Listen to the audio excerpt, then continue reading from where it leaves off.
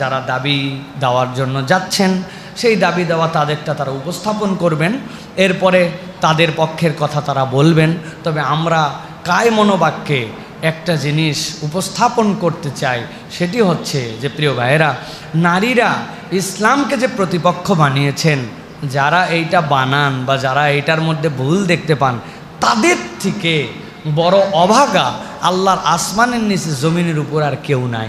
কেননা ইসলামকে কেউ যদি বুঝতো তাহলে সে আর কখনো নারীর অধিকার চাইতো না, সে সব সময় চাইতো ইসলাম আমাকে যে অধিকার দিছে ওই অধিকারটুকুই আমাকে দিয়ে দাও।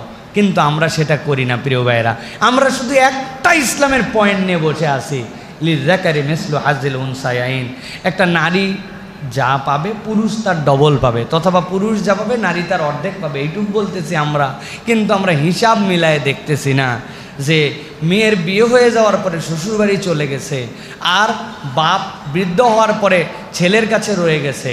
কোনো ছেলে যদি বলে যে মেয়ের জামাইয়ের কাছে বাপ মারে দিয়ে আসলাম, তুমি ভাই 1 মাস রাখো, এরপরে আমি 1 মাস রাখবো, মেয়ের শ্বশুরবাড়িকে এটা অ্যাকসেপ্ট করবে?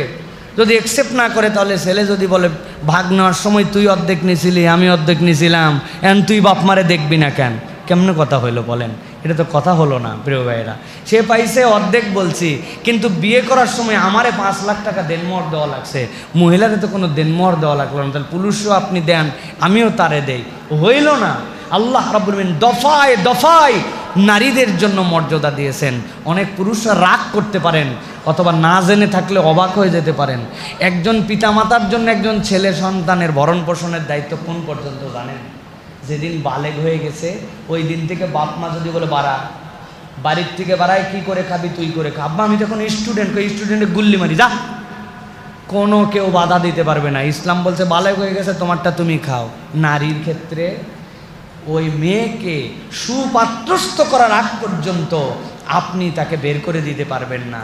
ওই মেয়ে বিধবা হয়ে গেছে, দায়িত্ব আবার বাপ মা এবং পরিবারের কাছে আসছে, পরিবার পারে নাই গভর্নমেন্টের কাছে আসছে। বয়স্ক হয়ে গেছে, ওইটাও রাষ্ট্র দেখাশোনা করবে, তার জন্য ভাগ আছে।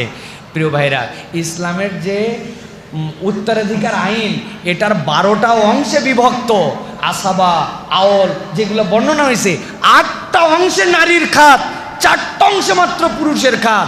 নারী যদি বুঝতো, ও কোনোদিন বলতো না আমি সমান অধিকার চাই, ও বারবার বলতো ইসলামের আইন দাও, ইসলামের ন্যায্যাধিকার আমাকে দাও। কিন্তু আমার মা বোনেরা বোঝে নাই, ওনারা মনে করছে জামা কাপড় খুলে চলাফেরা করা, আমি নারী হয়ে পুরুষের বেশভূষ ধরে চলা, এইটুকুই বোধহয় আমার স্বাধীনতা। আপনি স্বাধীনতার প্রকৃত মানে বোঝেন নাই। আমি বলতে চাই, আপনি ডাক দিছেন সমতার আন্দোলন, আসলে এটা নারীকে ব্যবহারের আন্দোলন, নারীকে ব্যবহারের আন্দোলন। আল্লাহ তাদেরকে বোঝার তৌফিক দান করুক, আর আমাদেরকেও সুন্দরভাবে উপস্থাপন করার তৌফিক দান করুক।